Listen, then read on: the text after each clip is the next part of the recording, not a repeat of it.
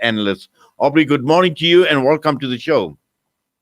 Assalamu Uh, Aubrey? alaikum. Oh, walaikum salam. Sorry, in fact, you weren't very, very clear, but I can hear you loud and clear right now. And welcome to the show this morning. Now, obviously, we're seeing this open defiance on the part of the former president, and many are now saying that this is now threatening the rule of law in this country. Well, you must remember that the last time he appeared before Judge Zondo, before the commission, he effectively walked out. Now, it is my view that at that time he already knew that he would never come back to the commission.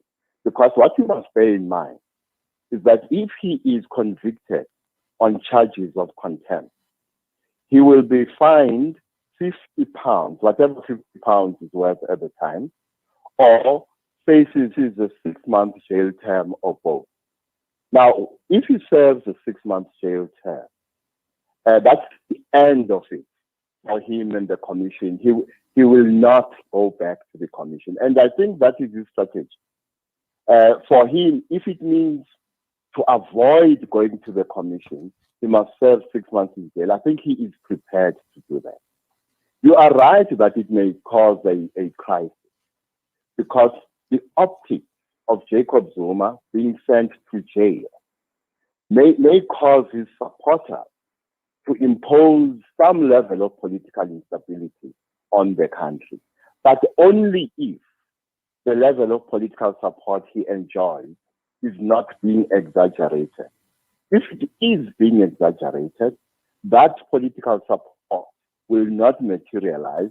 He will go to jail and the country will continue as is. Yes. Now, obviously, when we're talking about the level of political support, and we see that the lines obviously has been drawn, and also we've seen the response of the Secretary General of the ANC, Ace Makashule, and we've seen that, we've seen his views and what he's been saying in terms of his support for Jacob Zuma. Well, it's interesting that you raise Ace Makashule. First of all, the Zuma matter is going to split the ANC, because the ANC is highly sectionalized. Even the Makashule matter, remember, he's facing his own charges, will split the ANC. So what we face here is the possibility that the Zuma matter and the Makashule matter will intersect with the supporters of Makashule and Zuma falling behind the two men. And the manner in which they fall behind the two men may cause political instability inside and outside the ruling party. And as I keep on saying, this will happen only if the level of political support for both men is not being exaggerated. Yes. Now, also, Aubrey, when we look at where we are as a country from a justice perspective and the rule of law, and the key issue here is the judiciary have made it clear. The commission said that they are going to lay a criminal complaint against Jacob Zuma.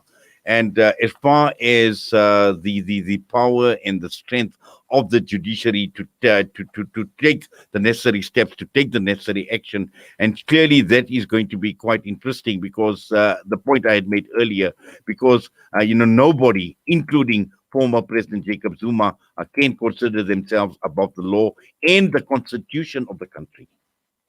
Well, while no one is above the law, this does not preclude the possibility of people, including the former president, acting in defiance of the law.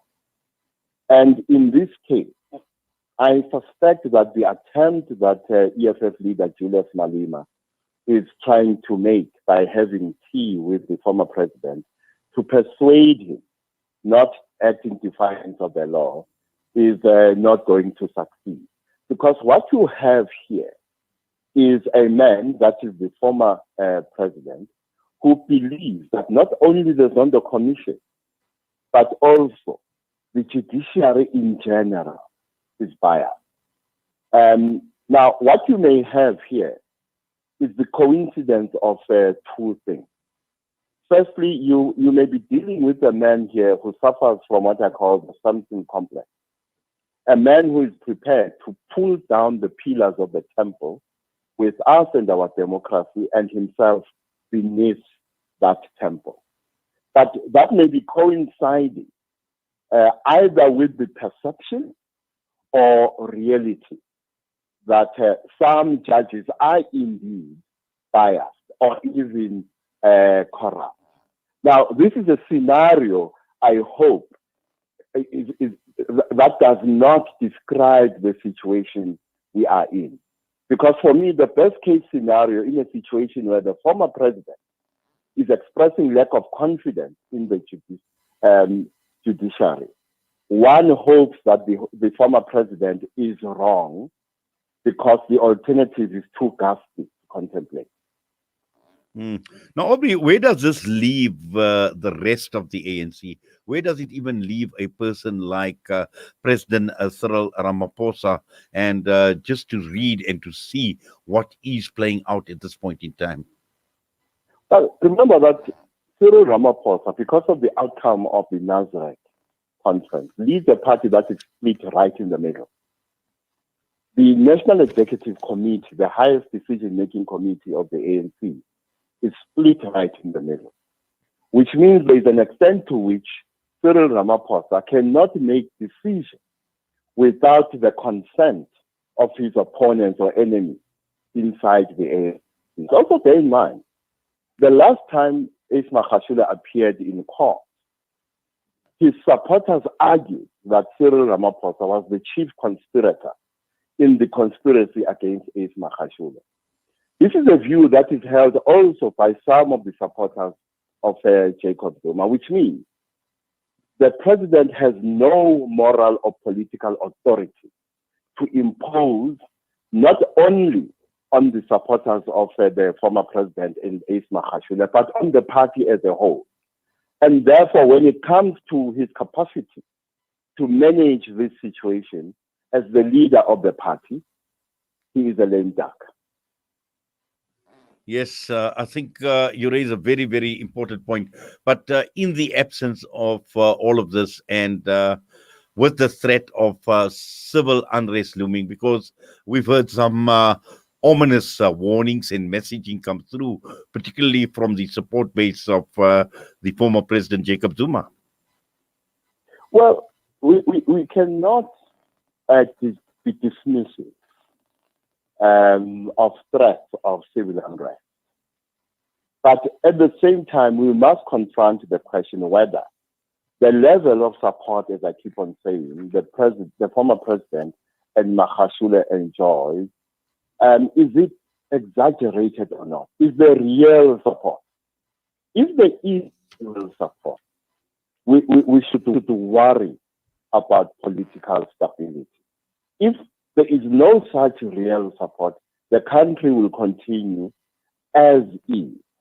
But whether there's real political support or not, the statements that populate the public domain and the court of public opinion on the judiciary may impose higher levels of institutional uncertainty, not only on the judiciary, but also on the criminal justice system as a whole.